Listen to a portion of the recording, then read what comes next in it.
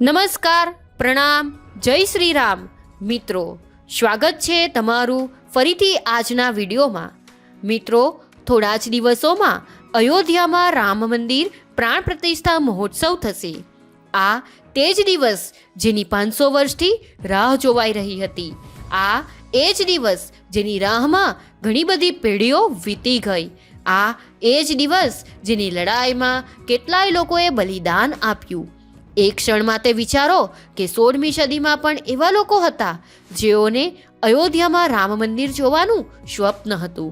આજથી 150 વર્ષ પહેલા અયોધ્યામાં લોકોએ રામ મંદિરની લડાઈમાં બલિદાન આપ્યું હતું.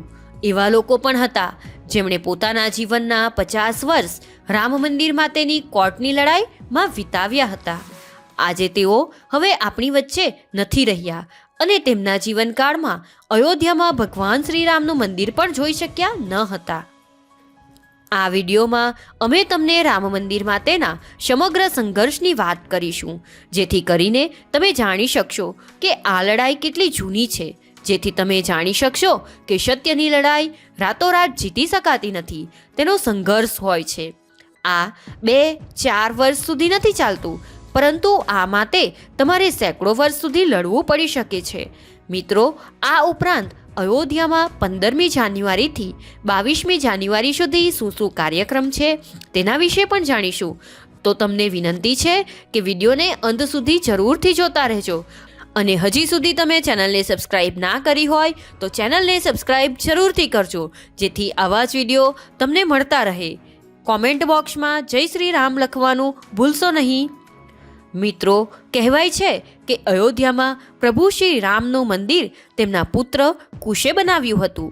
માત્ર અયોધ્યામાં જ શ્રી રામના 3000 કરતાં વધારે મંદિરો હતા. ઈસવીસન પૂર્વે 5મી સદીમાં આ મંદિરોની હાલત ખરાબ થવા લાગી. આ જોઈને ઉજ્જૈનના રાજા વિક્રમાદિત્ય અયોધ્યા આવ્યા અને આ મંદિરોનું ફરીથી નિર્માણ કરાવ્યું. સેંકડો વર્ષ સુધી આ મંદિર ત્યાં બન્યા રહ્યા. 21મી એપ્રિલ 1526 બાબર અને ઇબ્રાહિમ લોડી વચ્ચે યુદ્ધ થાય છે.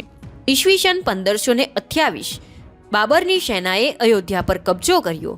ઈસવીસન 1528 રામ મંદિરને તોડીને બાબર દ્વારા બાબરી મસ્જિદ બનાવાય છે. ઈસવીસન 1853 પહેલી વખત અયોધ્યાના આ વિવાદિત સ્થળે કોમી રમખાણો થયા. ઈસવીસન 1859 આ વિવાદિત સ્થળે અંગ્રેજોએ રેલિંગ લગાવી દીધી. સાથે જ પરિસરના અંદરના ભાગમાં મુસલમાનોને અને બહારના ભાગમાં હિન્દુઓને પ્રાર્થના કરવાની પરવાનગી આપવામાં આવી. ઈસવીસન 1949 વિવાદિત સ્થળ ઉપર ભગવાન રામની મૂર્તિ મળી આવી, જેથી વિવાદ વધતા હિન્દુ અને મુસલમાન પક્ષકારો અદાલતમાં પહોંચ્યા. સરકારે આ જગ્યાને વિવાદિત ઘોષિત કરીને જગ્યાને તાળા લગાવી દીધા. ઈસવીસન 1986 હિન્દુઓએ પ્રાર્થના કરવાની વિનંતી ઉપર ફૈઝાબાદના ડિસ્ટ્રિક્ટ મેજિસ્ટ્રેટ વિવાદિત સ્થળના દરવાજા ખોલવાનો આદેશ આપ્યો. મુસલમાનો આના વિરોધમાં ઉતરી આવ્યા અને બાબરી મસ્જિદ સંઘર્ષ સમિતિ બનાવવામાં આવી. ઈસવીસન 1989 હિન્દુ પરિષદે વિવાદિત સ્થળ ઉપર રામ મંદિરનો પાયો નાખ્યો. મંદિર નિર્માણ માટેનું અભિયાન તેજ કરવામાં આવ્યું. 6 ડિસેમ્બર 1992 હજારોની ભીડે ભેગા થઈને બાબરી મસ્જિદનો ગુંબજ તોડી નખાયો. ત્યારબાદ આખા દેશમાં હિન્દુ મુસ્લિમો વચ્ચે તોફાનો ફાટી નીકળ્યા. આ તોફાનોમાં 2000થી વધુ લોકોના મોત થયા. ફેબ્રુઆરી 2002 વિશ્વ હિન્દુ પરિષદે 15મી માર્ચ રામ મંદિર બનાવવાની ઘોષણા કરી. ત્યારબાદ હજારો હિન્દુઓ અયોધ્યામાં ભેગા થઈ ગયા. 13 માર્ચ 2002 સુપ્રીમ કોર્ટે વિવાદિત સ્થળ ઉપર જૈસે થેનો આદેશ આપ્યો. આ સાથે જ સ્પષ્ટતા કરી કે કોઈ પણ વિવાદિત સ્થાન ઉપર ભૂમિશિલા પૂજનની પરવાનગી નહીં આપવામાં આવે. એપ્રિલ 2003 પુરાતત્વ ખાતા વડે હાઈકોર્ટના આદેશ ઉપર વિવાદિત સ્થળે ખોદકામ શરૂ કરવામાં આવ્યું. પુરાતત્વ સર્વેક્ષણના અહેવાલમાં જણાવવામાં આવ્યું હતું કે વિવાદિત સ્થળે ખોદકામ કરતા મંદિરને લાગતા વળગતા 184 અવશેષો મળી આવ્યા. આ અહેવાલથી હિન્દુ પક્ષે બમણા જોરથી પોતાનો દાવો કર્યો. જુલાઈ 2005 5 આતંકીઓએ વિવાદિત પરિસરમાં હુમલો કર્યો. આ હુમલામાં 5 આતંકી સહિત 6 લોકોના મોત થયા હતા. 24મી સપ્ટેમ્બર 2010 હાઈકોર્ટે 3 જજોની બેન્ચ વડે ચુકાદો આપતા જણાવ્યું હતું કે વિવાદિત સ્થળોનો 1/3 હિસ્સો મુસ્લિમોને મસ્જિદ બનાવવા માટે અને બાકીનો હિસ્સો હિન્દુ પક્ષોને મંદિર બનાવવા માટે આપવામાં આવે. ચુકાદાથી અસંતુષ્ટ બંને પક્ષોએ સુપ્રીમ કોર્ટના દ્વાર ખખડાવ્યા. 9 મે 2011 સુપ્રીમ કોર્ટે અલ્હાબાદ હાઈકોર્ટના સ્થળને 3 ભાગના વહેંચવાના નિર્ણય સામે સ્ટે લગાવી દીધો અને સુપ્રીમ કોર્ટમાં કેસની સુનાવણી શરૂ થઈ.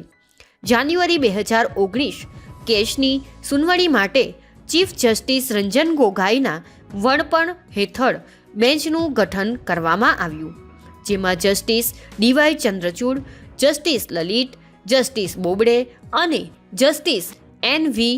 રમન્નનો સમાવેશ કરવામાં આવ્યો.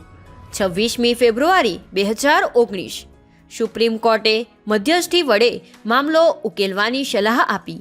તેમણે કહ્યું કે જો સમાધાનની 1% શક્યતા હોય તો તે દિશામાં કામ કરવું જોઈએ.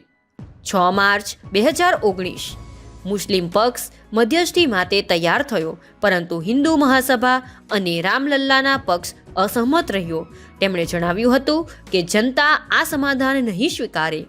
2 ઓગસ્ટ 2019 સુપ્રીમ કોર્ટે કહ્યું કે સમાધાનથી આ કેસ નહીં ઉકેલાય. 6 ઓગસ્ટ સુનાવણીની તારીખ નક્કી કરવામાં આવી. 6 ઓગસ્ટ 2019 અયોધ્યા કેસની દરરોજ સુનાવણી શરૂ થઈ.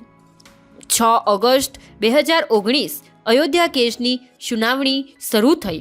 9 નવેમ્બર 2019 આ દિવસ હિન્દુઓ માટે સોનાનો સૂરજ લઈને ઉગેલો હતો, જેના લીધે અયોધ્યામાં 500 વર્ષથી કોમી રમખાણો ચાલતા હતા. જે સંઘર્ષ માટે કેટલાય લોકોએ પોતાનો જીવ બલિદાન આપ્યો હતો, તે વિવાદનો ચુકાદો હિન્દુઓના પક્ષમાં આવ્યું અને વિવાદિત જમીન પર પ્રભુ શ્રી રામ બિરાજમાન હતા એવું સ્વીકારવામાં આવ્યું. જમીન રામલલ્લાને સોંપાઈ તેમજ મુસ્લિમ પક્ષકારને અયોધ્યામાં જ મસ્જિદ માટે 5 એકર જમીન આપવામાં આવશે એવું સુપ્રીમ કોર્ટ દ્વારા આદેશ કરવામાં આવ્યું. આખરે 500 વર્ષના સંઘર્ષનો અંત આવ્યો અને હિન્દુઓના પક્ષમાં ખુશીઓની બોછાર આવી. 5 ફેબ્રુઆરી 2020ના રોજ ટ્રસ્ટનું નિર્માણ થાય છે અને અયોધ્યામાં મર્યાદા પુરુષોત્તમ શ્રી રામના મંદિરનું નિર્માણ કાર્ય શરૂ થયું. હવે મિત્રો 15મી જાન્યુઆરીથી 22મી જાન્યુઆરી દરમિયાન અયોધ્યામાં કાર્યક્રમ વિશે જાણીએ. તો 15મી જાન્યુઆરી 2024 આ દિવસે મકર સંક્રાંતિ પછી ખર માસ ધનુર્માસ સમાપ્ત થાય છે. રામલલ્લાની મૂર્તિ એટલે કે શ્રીરામના બાળ સ્વરૂપની મૂર્તિ ગર્ભગૃહમાં સ્થાપિત કરવામાં આવશે. 16 જાન્યુઆરી 2024 આ દિવસથી રામલલ્લાની મૂર્તિના નિવાસની વિધિ પણ શરૂ થશે. 17મી જાન્યુઆરી 2024 આ દિવસથી રામલલ્લાની મૂર્તિને શહેરના પ્રવાસ માટે બહાર કાઢવામાં આવશે. 18 જાન્યુઆરી 2024 આ દિવસથી જીવનના અભિષેકની પ્રક્રિયા શરૂ થશે. મંડપ પ્રવેશ પૂજા, વાસ્તુ પૂજા, વરુણ પૂજા, વિઘ્નહર્તા ગણેશ પૂજા અને માતૃકા પૂજા થશે.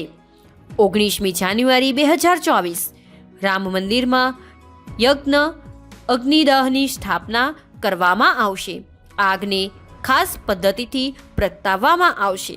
20 જાન્યુઆરી 2024 રામ મંદિરના ગર્ભગૃહને 81 કલશથી પવિત્ર કરવામાં આવશે, જેમાં વિવિધ નદીઓનું પાણી એકત્રિત કરવામાં આવ્યું છે.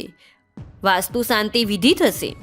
21 જાન્યુઆરી 2024 આ દિવસે યજ્ઞ વિધિમાં વિશેષ પૂજા અને હવન વચ્ચે રામલલ્લાના 125 ભરતીઓ સાથે દિવ્ય સ્નાન કરાવાશે અને હિન્દુ ધર્મ અને સમગ્ર વિશ્વ જેનું સાક્ષી બનશે તે દિવસે એટલે કે 22 જાન્યુઆરી 2024 આ દિવસે મધ્યકાળમાં મૃગશિરા નક્ષત્રમાં રામલલાની મહાપૂજા કરવામાં આવશે તથા મર્યાદા પુરુષોત્તમ શ્રી રામનું અભિષેક કરવામાં આવશે.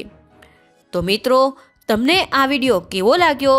જો વિડીયો ગમે તો વિડીયોને લાઈક કરો, શેર કરો અને જો તમે ચેનલ પર નવા હોવ તો ચેનલ સબસ્ક્રાઈબ કરવાનું ભૂલશો નહીં. જય શ્રી કૃષ્ણ. રાધે રાધે. જય શ્રી રામ. ધન્યવાદ.